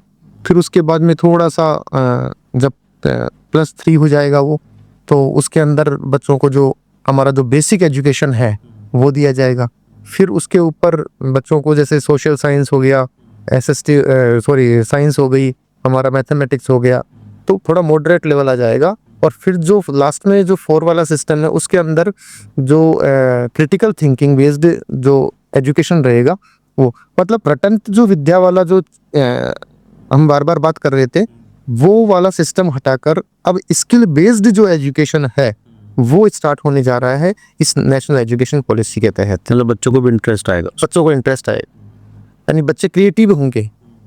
ये जो रटंत विद्या अब तक जो पैरेटिंग चल रही थी, वो सारी के सारे हट जाएगी, और कौशल जिसे बात करते हैं स्किल बेस्ड एजुकेशन, वो स्टार्ट होने वाली है। मतलब बच्चों को एक्सपेरिमेंट करने को भी मिलेंगे जी, उनके लिए, उनको बजट भी एलोकेट होगा जी, मतलब जैसे जापान और अदर कंट्रीज में बच्चे प्रोडक्ट्स बनाते हैं, वो अपने यहाँ पे वो एक्सपेरिमेंट कर पाएंगे जी, खुली छूट पे। अभी तो फिलहाल उनको चाटा मिल जाता है उसके बदले में, लेकिन अब एक आपको खुद बोल रहा है कि आप बनाओ और आगे बढ़ो। जी, जी बिल्कुल। क्योंकि अपन देखते हैं जब जापान की बात करते हैं, चाइना की बात करते हैं, वहाँ पे छोटे छोटे बच्चे जो हैं उनको जीवन कौशल सिखाया जाता है, जीवन में कैसे आगे बढ़ने के लिए संघर्ष करना है वो सिखाया जाता है। उनकी जो लाइफ स्किल जो होती है वो वहाँ पर सिखाई जाती है। उनको व्यावसायिक शिक्षा दी जाती है कि हमारे को ये प्रोडक्ट कैसे बनाना है, ये प्रोडक्ट कैसे काम करेगा, वो सारा का सारा फाइनेंशियली फ्रीडम के तौर पे, फाइनेंशियल फ्रीडम के ऊपर वहाँ पे छोटे छोटे बच्चे खुद का स्टार्टअप स्टार्ट कर देते हैं।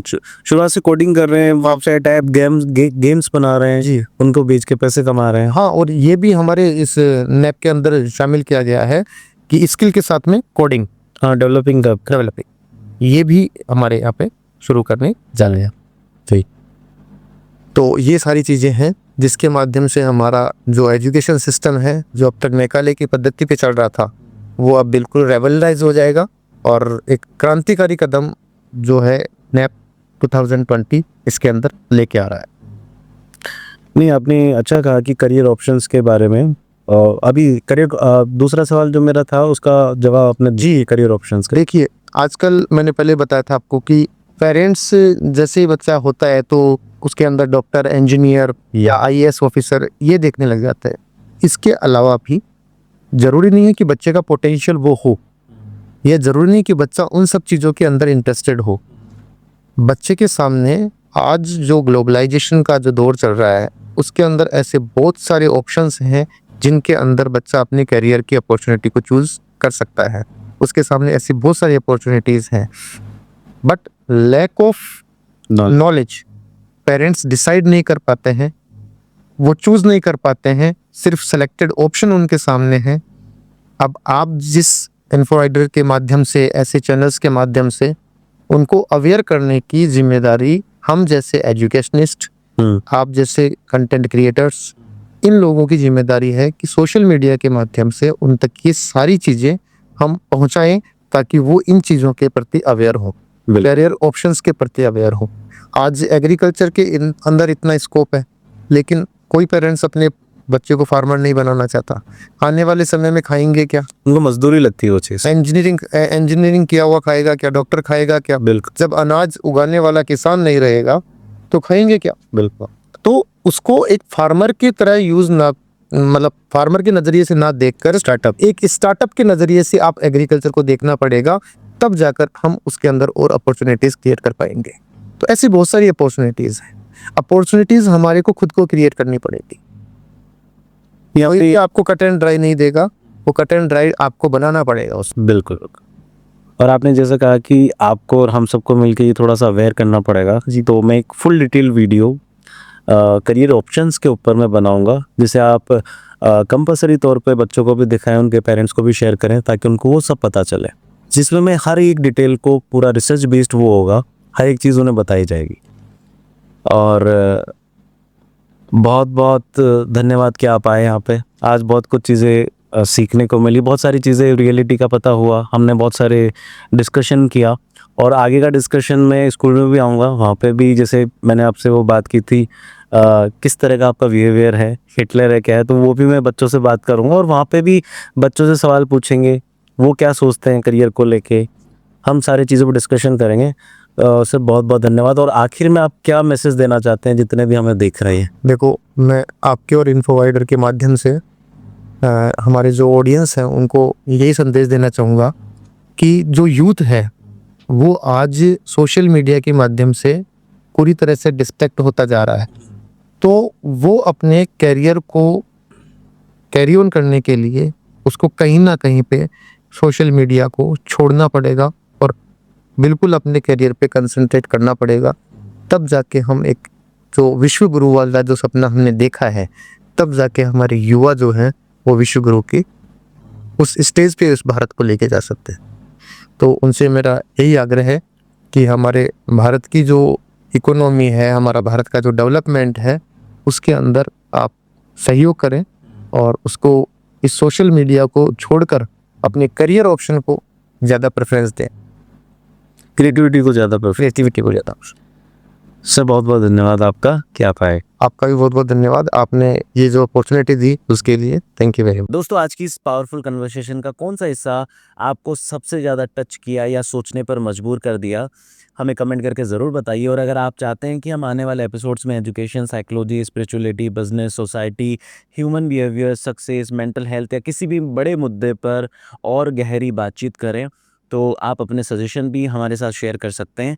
हम कोशिश करेंगे कि हर एपिसोड सिर्फ एक बातचीत नहीं, बल्कि आपकी सोच को बदलने वाला एक्सपीरियंस बने। अगर आपको वीडियो पसंद आया हो तो लाइक, शेयर और सब्सक्राइब ज़रूर करें, क्योंकि आपका सपोर्ट ही हमें ऐसे और मीनिंगफुल पॉडकास्ट बनाने की ताकत देता है। तो चलिए मिलते हैं बहुत जल्द एक और एपिसोड के साथ। तब तक सोचते रहिए, सीखते रहिए और खुद को बेहतर बनाते रहिए।